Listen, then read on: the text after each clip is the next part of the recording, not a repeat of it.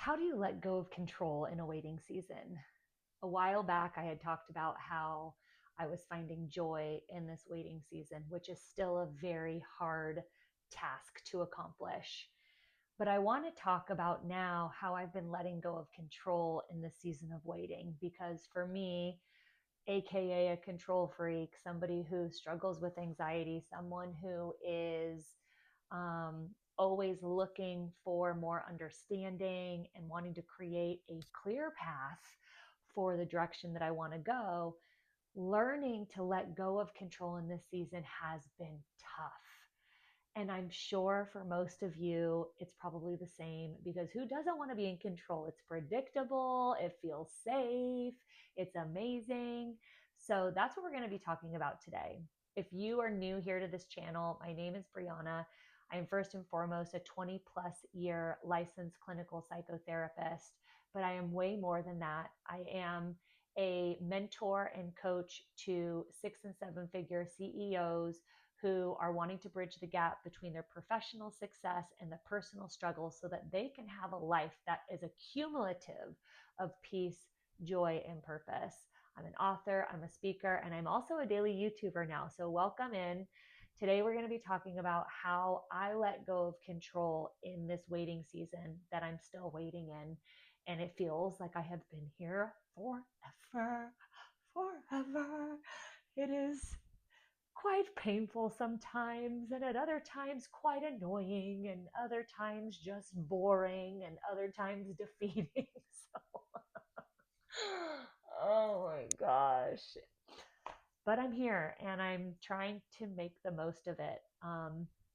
This morning, actually, as my husband was leaving, um, I said goodbye and I just started crying and I was like, I am so tired of feeling sick because I've now had this odd scratchy throat, head cold thing for about a week now. And as someone who struggles with a chronic illness, my immune system is a little more weak than everybody else's, which used to not be that way. But thank you to the moldy house, there's all these things that I now have to deal with. And so I'm just tired. I'm tired of this season where I'm doing something because I have to, and I'm tired of this season because I feel like I just can't catch a break with my health, and I'm tired of this season because of just where we're having to like really penny pinch and what it feels like struggle financially, and I'm tired of this season because it just feels like it's been hit after hit after hit after hit after hit.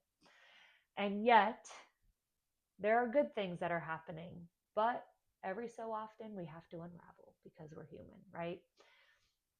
So, how have I let go of control in this waiting season? Very interesting kind of turn of events here because, as I mentioned earlier, I am someone who likes predictability, who likes organized patterns, who wants to feel safe in some form of consistency. And that has really not been the case for a lot of what's been happening.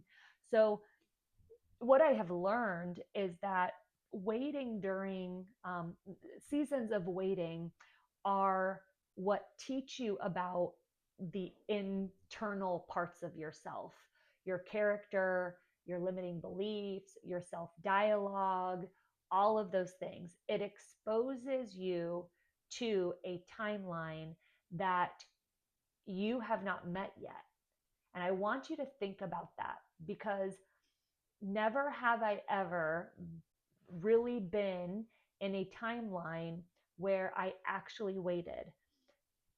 Every experience where something started to feel like a waiting season, I took fast action to get out of it.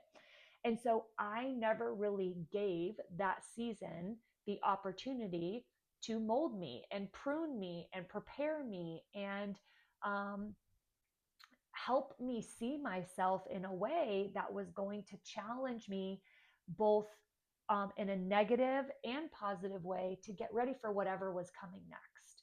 So I really do feel like the waiting part reveals these inside of you, these parts inside of you where you have an idea or an expectation of how things are supposed to look. And because it doesn't, you're just going to go ahead and take control anyway. It leaves you most often, like I mentioned earlier, feeling super restless, super annoyed, self conscious, doubting yourself, being afraid, especially as someone in her 40s who feels like this season is really um, about me starting an entirely new life, which is a little bit wild. um, and it has made me in the past question myself, my purpose, my identity, what I'm doing here, what is the point of all of this. It's always like, I don't know what's happening next, I guess we'll see. So I think that what happens is it starts to expose these parts of your heart and the weaknesses that you have in your mind and the belief systems that you may not have fully healed yet. And then when those things are exposed, you start to really question yourself, and you start to question your purpose, your identity, your timeline, all of those things. So I want you to think about, if you're aware enough in this season, if you're in a waiting season, if you are acting out of trust or out of impatience. I surely most of my life have been acting out of impatience. And so I took control of situations in order to get out of that uncomfortable feeling, because like being patient and waiting for something that you either don't want to be experiencing or you feel like you're ready to be on the other side of is really uncomfortable, really uncomfortable. And what I know to be true is as much as we feel like we're ready for something, we typically aren't. We typically aren't. And then the moments when it is time for us to move into a new place, we don't feel ready. So like, isn't that kind of ironic that we play this odd game back and forth of like just being held back in some way? So I want you to ask yourself, am I acting from a place of trust, or am I impatient? Or am I being impatient? That was a yawn, but I wanted to cover it up. The time change, plus two toddlers, plus not feeling well, plus perimenopause, gonna jack you up. Okay, so the second piece of this that I want to acknowledge is that like our pride and the anxious parts of us are what make us force things that aren't meant for us. And by living in a decision pace place backed by pride and anxiety, you take control of things that ultimately didn't belong to you to take control of in the first place. Now, let me explain. For me, that looked like feeling like if I just did one more thing, if I just tried this out, if I just saw what happened by doing this, then maybe everything will turn out fine. Notice what's happening here. I, me. It's all about me. It's all about what I need. It's all about what I think is best. And in doing that, there are warning signs that are showing you that you're forcing something that's not meant to be. If you are burnt out, you are doing something that you're not meant to be because of one of two things. Number one, you are giving way too much of yourself away. And so now you have nothing left and you're still giving from what? The empty cup. Or you are living on a path that was never intended for you in the first place, and you're constantly trying to fight for your positioning on that path when your path is like way over here somewhere else. So you can burn out very quickly because of that. The second thing is you will find yourself in wrong relationships. This is my expertise. Okay, when you are making choices, especially in relationships that are backed by fear, backed by a need to like control your timeline, right? Like I have to have a baby by this time, I have to be married by that time. If you are choosing relationships based on how they make you look, it's not going to go good. Okay, it's not going to end well for you. When you make decisions out of a sense of pride or anxiety or a need to control, with, let's be honest, if you are excuse me, if you are trying to control things, you are anxious. So let that sink in if that's something you've never heard before. If you are constantly trying to control outcomes, you are responding from an anxious place. And there's a lot more to dig deep into to understand the why and the survival mechanism of control that is coming out because of that. So you are going to rush decisions. You are going to make decisions hastily because you are uncomfortable, you are impatient, you think you know it all, you think you have the best course of action, X, Y, and Z. And so on and so forth. X, Y, why did I say X, Y, and Z? What does that even mean? I don't know. And in making rush decisions, you will almost always be misaligned in your choices. And you will be misaligned where God is trying to take you, and you will be misaligned with your level of integrity, and you will be misaligned in the overall value based decision making that you live from. What happens is when you are struggling in the weight, you are making decisions that might reflect your values, but are ultimately trying to protect them so that they don't get wounded or hurt. So if you don't know anything about values, I can teach you that. That's something that I work on. But it's it's it's all about making sure that you're catching these warning signs early enough so that you can say, oh, wait a sec. You don't have to be like me. Oh, wait a sec. I've chosen 7 terrible relationship post divorce that weren't for me. Okay, there's a misalignment here, Brie. What is happening? Right? What is going on? So we can say, I'll do it myself. We can say, no, it's not good. We can say that um, we believe that we can do it on our own, that we can handle it, that we can manipulate situations in order to feel safe. You know, one of my therapists years ago, when I was sharing about, I was in therapy during the time I was in a very unhealthy relationship. And I don't remember what I was sharing, but she was like, honey, because she was old, she's like 80. She's the best. Get an old therapist when you get like above 40, because they just, they shoot you straight.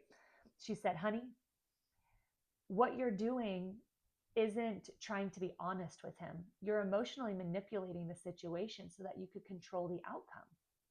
I said, what? There's no way. I'm not manipulative. She said, no, you may not be manipulative, but you're emotionally manipulating the situation in order to control the outcome so you don't have to feel pain, so that you don't have to feel disappointment, so that you don't have to experience and go through what you've already been through in the past. And I thought, oh, golly, that's not good. That's not good. So you can't control the things that are not meant for you. You just can't. And the more that you try, the more anxious you get, and the more you try to control. It is a cycle that is very, very toxic to your mental state, your emotional state, and your spiritual state. So I want you to think about how anxiety might be showing up for you in this season if you are struggling with like letting go of control. Because right now I'm going to take a guess that you are just gripping whatever is happening so tight to try and make it work. But if you have to make it work, it's ultimately not for you. So anxiety will show up and make you question the timing. It will make you question your self-worth. You will begin overthinking and ruminating, and your mind will begin to spin, and you will not sleep, and you'll be eating and thinking and sleeping and thinking and driving and thinking and showering and thinking, and your mind is just going to go and go and go and go and go. If you are comparing yourself, if you are trying to control people, like I just explained, if you're constantly looking for reassurance by going to person in order to get people to validate what is happening for you, no, ma'am. No, ma'am. No, ma'am. This is not how you get through this waiting season. You've got to let go. You've got to remember that just because you're in a season where it feels like you're being less productive, less successful, maybe even like less visual. Right now for me, this is it, y'all. Like, I'm not motivated to post on Instagram. I have things that I could be doing. I'm not motivated to create programs. I'm not motivated to,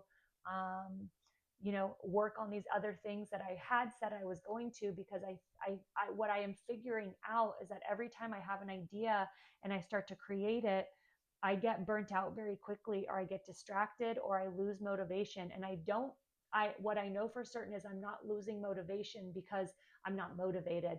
I'm losing motivation because I'm trying to force something else to happen just because I need it to, versus trusting and sitting back and saying, I want something to happen, but I want it to happen in alignment and in the right timing. So I have to let it go and just continue to do the back end work, whatever that looks like, whether that's creating a digital product or writing down the ideas for the things that I want to be doing, whatever it may be. So there is, as I was writing this stuff out and taking some notes, something that like hit me was that there is a level of intimacy that happens in the waiting season that most of us are afraid to be vulnerable about. And that is because this season, um, like we want to make plans, take control, manipulate circumstances, instead of like being like, yeah, I don't really have much going on. I'm not really sure what's happening with me now. Because like when you're talking about uncertainty, then that seems untrustworthy, right? Like, oh, you're not certain about what's happening. Like, do you even know what you're doing in life? Do you even know what, like, it, I think culturally, it can feel like that means you don't have it all together. But whoever said that we have to have it all together? We don't.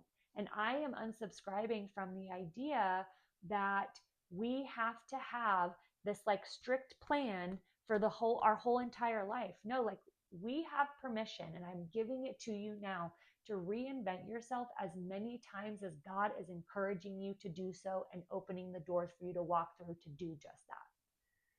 So I think it boils down to like taking control, because you don't want other people to see you in your weakness, see you making less money, see you having less clout, see you doing less, and there's less to celebrate. And I feel like that's a really hard place for people like me, who I'm high functioning, I'm a high achiever, I'm a go-getter, I'm always doing things, I've always got things happening. And when you don't have that, I believe that people really, really struggle. So it's one of those things where you, in order to not struggle, in order to be vulnerable, in order to be authentic in this space, in order to find comfort in the waiting, you have to let go of every idea, expectation, and timeline that you have, in order to just sit this one out until you feel like it's time to go. And you will know when it's time to go, because things just start happening. Literally, ask anyone who has been in a waiting season. Things just start to happen, and it's beautiful. So remember that when you get stuck in a prideful place, when you get stuck in an anxious place, when you are trying to control outcomes, you will start to lack peace. And you need peace in order to find clarity and confidence in the direction that you're going. So that's that, right? Now let's talk about letting go of control and what makes waiting more bearable. Now I already talked about finding joy in the waiting season. I think my husband's home. Someone shut this door. I'm recording a video. Anyways, I don't know if you heard me. So letting go of control. Okay. I only use the word bearable because it still does suck, right? Like it really does. The waiting season is not fun. I don't think anybody has ever said like, I've loved the season where I had nothing going on and I had no idea what I was doing next. Especially if you're like in a lot of debt like me. So it's not like you can just go spend money and be willy-nilly for a while, you know, like you're still kind of having to live a very like strict life. But surrender does not mean doing nothing. It means not forcing what isn't moving. So I want you to think about the parts of your life, if you are in a waiting season, where you may be forcing something, but like still nothing's happening. That's that surrender will say, okay, I'm going to give this up while I'm still working. Again, going back to point one, while I'm still working on myself, while I'm still evolving, while I'm still growing, while I'm still educating myself, maybe while I'm still creating. If you have creativity coming out of you, that is, you can be in a waiting season and still be creative.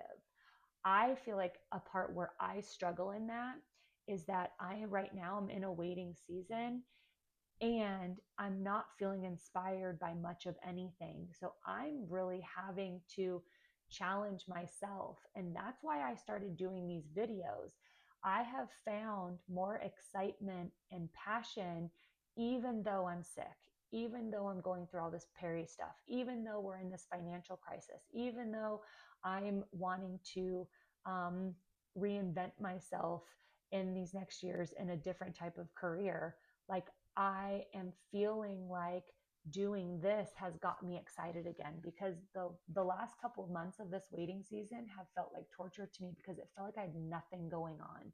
So I want to encourage you to find a way to surrender, but shift your focus to your health, to your friendships, to getting to know yourself more, to developing a skill, to tending to that internal growth in some way. Because what I know to be true is every waiting season is preparation. And the more frustrated you get, then the less um, likely you take advantage of the growth opportunities that are here. So you have two things that you are constantly having to check in order to let go of control: how much trust you have and how much peace you have. How much trust do you have in what's going to happen? How much peace do you have in that decision? How much, trust and faith do you have in whatever is coming next? How much peace do you have in sitting back and maybe just reading a book or talking to your friends, or instead of being active, instead of going out and taking, the bull by the horns, if that's the word you want to use. When you force something, your peace goes out the door. When you force something, then what happens is you do it impatiently. And if you know you're being impatient, impatience and trust don't live in the same space. So peace will always be your clearest signal of whether or not you are making aligned decisions or you're forcing something. And that's where, like, even through crying this morning and just being tired of being sick, there's still a part of me that's at peace because I know what it's like to not be at peace. My mind is loud, my body is tense, I am restless, I am very, like, hyper driven to create things out of desperation. Like, I'm very desperate. And now I'm just like, nope, this is what it is. And I trust it's going to get better. So I want to give you a few tips on how to continue practicing to let go of control. The first thing, again, I've said this in several other videos. There are bugs in here and I feel like I'm getting bit. Um, I've said this in several videos. Whether you're a Christian, whether you're spiritual, whether you question your faith, whether you don't believe in anything, I'm going to encourage you to just open your mind and be a little flexible in this area. Because what I have been doing when I feel the most frustrated with this waiting season and I want to do something, I will go to the Bible and I will read a story about somebody in the Bible and what God had asked them to do, with little information and little resources and little proof that whatever God said would happen would happen. And I just look at them as proof. Noah building the ark, like, that whole thing was crazy. Sarah having a baby at 90, like, what? Like, these stories to me give me enough information to say they waited and something happened. So if I waited, why couldn't something good happen for me? We talk about this in, motivational books, inspirational books. There are so many different places where this exact thing is true. If if a woman in her 40s can get married and have kids, then so can I. And look what happened, I did, which means somebody else in their 40s can get married and still have kids. So we are all proof. And historically, there are people who are proof that the waiting, when you let go of control and you just trust, something good is going to come out of it. What that is, we don't know, but God always knows. So that's what I have to live in. I have to literally let go. And there are times where I will tense my body up This is what control feels like. Okay. Squeeze your fingers into your palms, hold it, hold it, hold it, hold it, hold it, hold it, and then release and let go. This is surrender. Tingly, free, open, spacious, not tense. So those are your two comparisons to start making decisions from. The second thing is I want you to embrace the waiting as adversity and allow the adversity to bring whatever it is that it's going to bring. Now, what does that mean? So there was a research something rather, I'm not going to describe this all the way well, but there was research on how trees grew.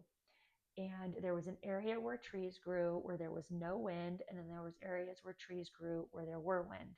Now, the area where there was no wind, the trees grew fast, but they ended up falling over or dying much quicker than the area where the trees had wind. Now, why is that?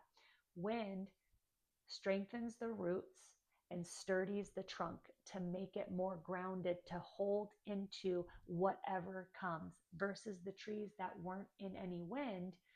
They didn't have a level of like sturdiness to them. They were just like rooted and growing up. There was nothing to hold them in.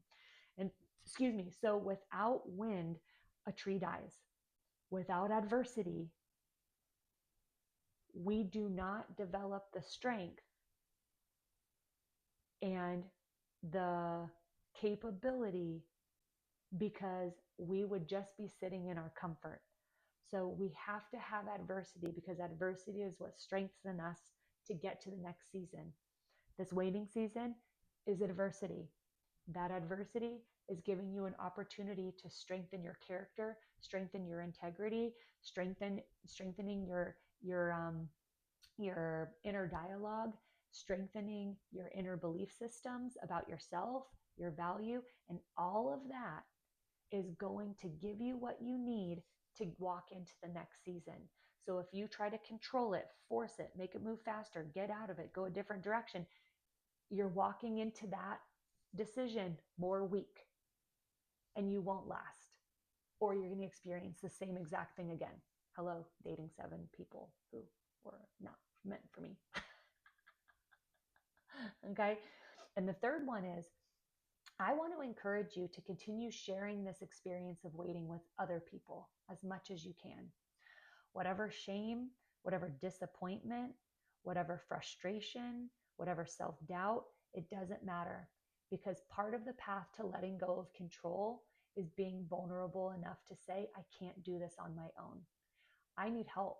I need resources. I need support. I need God. I need a whole slew of things. So for me, it looks like sharing with my friends when I'm in a funky place. It looks like talking to my husband. It looks like, again, laying it down at the feet of Jesus and saying, all right, I give up. Like, whatever it is you want me to do, I'm going to do. It looks like having conversations with colleagues and other people who are a little bit further along than me, and just saying like, hey, like, have you been through something like this? Like, what do you consider? Right? It's asking for help in other ways, finding mentors, whatever. Oh, the dog caught a bug. But continue to share your experience, because what I do know to be true, and I found myself here as well, is sometimes it's very easy in the waiting season to isolate and to hide and to avoid, but that's not going to serve you in the totality of the experience. Do you need it? Maybe. Is it healthy? In small amounts, but don't let that just be it. Okay. So I have a couple of questions for you that I want you to consider journaling, writing out. What if this waiting season is strengthening you and your character for what is to come? What if? And I just want you to like brain dump about it. If this waiting season is strengthening me and my character for what's to come, what does that look like? What is strengthening me? What is strengthening my character? What is this waiting season for? Right? And the second one, my 8-year-old boy just came out. The second one is, where are you holding on tight to something for control that you can surrender and trust whatever outcome is the path you are destined to walk down? So what is something that you are holding on to that you need to let go of? So in this waiting season that feels like it's been like 950 years, I couldn't even tell you how long it is now. It's been, I don't know, 6 months, 7 months. It hasn't been that long, but it feels like forever. No, it's been longer than that. It's been at least a year because this is really like a career thing for me. But I'm just waiting for that like open door. I don't know what it is. And whatever it is, I'm totally open to it and I'm excited. But I think that like the piece that I hold on to control is when I start to feel like nothing's happening, I always end up creating a program. But what happens? Nobody buys it. So, like, why not just save all of that energy and time? Maybe create stuff, but don't launch it until I'm really getting the go. But like I mentioned earlier, out of desperation, I do things to try and like survive and like show that I'm doing stuff and be relevant still and all of this other hoot nanny that really doesn't matter because the only thing that I want to be relevant to is God, period. Everything else is always going to come around to fruition, whatever that is. So, I just want to remind you that this waiting season that you're in, go watch the go watch the conversation on like finding joy because it's going to be helpful for you. But in this season, I just want to remind you that it doesn't test your patience as much as it's testing your trust, right? It's not that you're being impatient. It's that can you let go of every idea that you think things have to look and be like in order to get to that next place you're going? Or could just possibly you let go of that idea and trust that you know that it's just going to be a big room and whoever's in it and what it looks like and where it's at and how long it takes to get there doesn't matter anymore because you're going to find back door the joy in this season when you let go of the idea of all of those things and you just continue to have the bigger vision of what you know you're meant to be doing next. Okay? So, um, yeah, letting go of control, man, especially as an anxious person. Y'all, holy cow.